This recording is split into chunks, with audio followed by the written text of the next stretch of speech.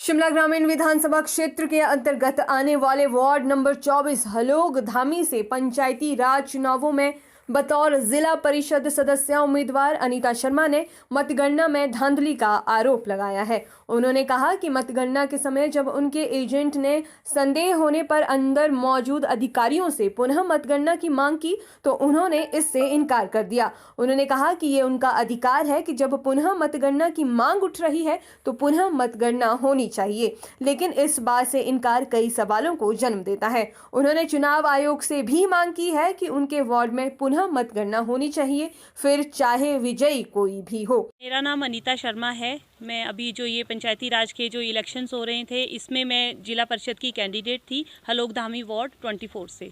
तो अभी जो ये इलेक्शंस हुए हैं 17, 19 और 21 को, उसमें 20 सेकेंड्स को हमारी जो है ये काउंटिंग का प्रोसेस जो था सीनियर सेकेंडरी स्कूल घनाटी में चला था। यहाँ पे मिडनाइट में जो है जिला परिषद की काउंटिंग स्टार्ट होती है और मिडनाइट में मतलब 25 के आसपास कुछ जो है हमारा काउंटिंग प्रोसेस जो है स्टार्ट होता है। उसमें क्या किया गया, इनकी जो ये मैनेजमेंट थी या जो ये इलेक्शन कमीशंस ने जो ये डिप्यूट किए थे वहाँ पे सबसे पहले तो उन्होंने जो काउंटिंग स्टार्ट हुई जब तो उन्होंने उनका क्लियर नहीं था, फेयर कुछ भी नहीं था। सबसे पहले तो उन्होंने ये जो हमारे बिहाफ पे जो हमारे एजेंट्स अंदर जाते हैं उन लोगों के फॉर्म्स जो हैं बहुत लेट सबमिट किए उन्होंने अपने पास।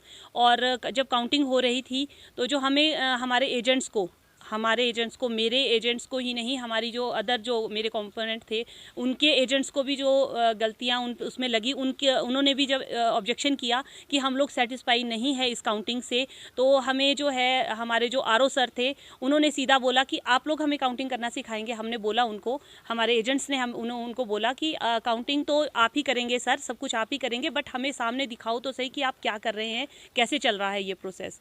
तो उसके बाद उन्होंने हमें बोला कि हमने जब काउंटिंग के लिए हमने उनको प्रेशराइज किया, हमने उनको बोला तो उन्होंने सीधा ही बोल दिया कि आप एसडीएम सर से लिखवा के लाओ। कहते हम उस सुबह 5 बजे के करीब हम एसडीएम साहब के पास जाएंगे एप्लीकेशन लिखवाने के लिए, हम एप्लीकेशन लिखवाएंगे, उसके बाद वो साइन करेंगे और उसके बाद तब उसके बाद ही काउंटिंग होगी।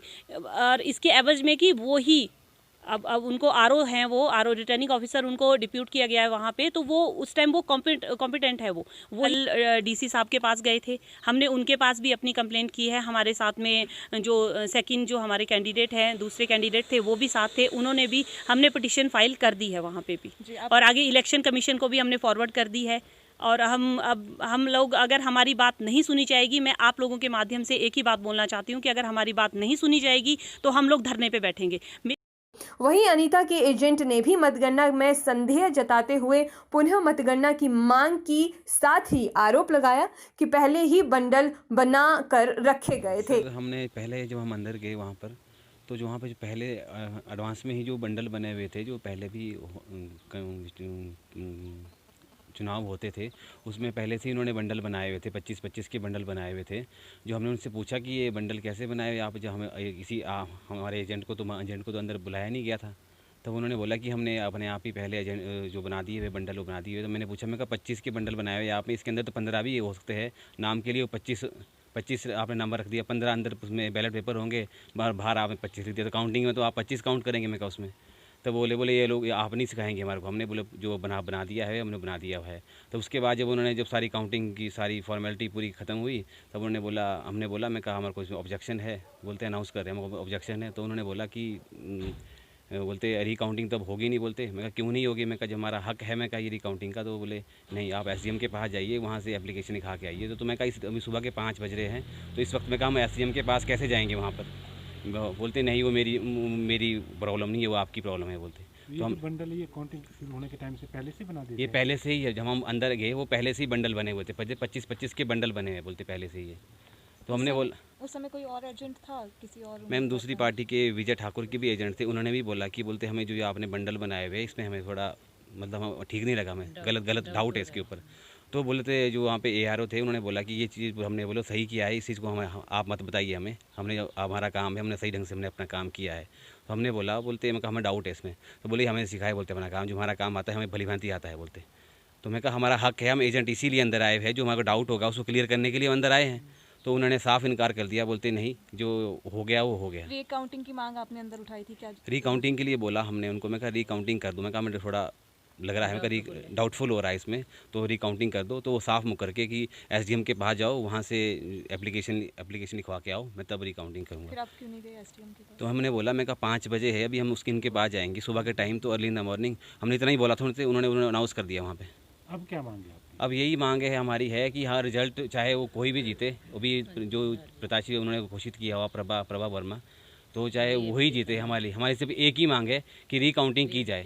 कि अगर वोटर डिससेटिस्फाइड करता है आपके उसको वोटर ट्रस्ट को, तो उसका ये फर्ज बनता है कि रिटर्निंग ऑफिसर उसके शक और उसके जो इल्यूजन है उसके दिमाग को, उसको फेयर एंड फ्री तरीके से उसका रिजॉल्व करे। तो सर ये कम्प्लीटली जो रिग्ड इलेक्शन हुआ है और ये जो है मैनिपुलेटेड वोट्स और इल्यूजन ऑफ वोटर ट्रस्ट है, तो इसके बारे में रिटर्निंग ऑफिसर को पूरा सेटिस्फाई करना चाहिए वोटर ट्रस्ट को, क्योंकि 25 जनवरी को नेशनल वोटर डे है और उसका भी एक मोटो है कि वोटर ट्रस्ट को सेटिस्फाई किया जाना। ये इलेक्शन कमीशन ऑफ इंडिया जो कॉन्स्टिट्यूशनल बॉडी है उसका ये जो मोटिव है कि लोगों के ट्रस्ट को डेमोक्रेसी में बिल्टअप करना बहुत ज़रूरी है।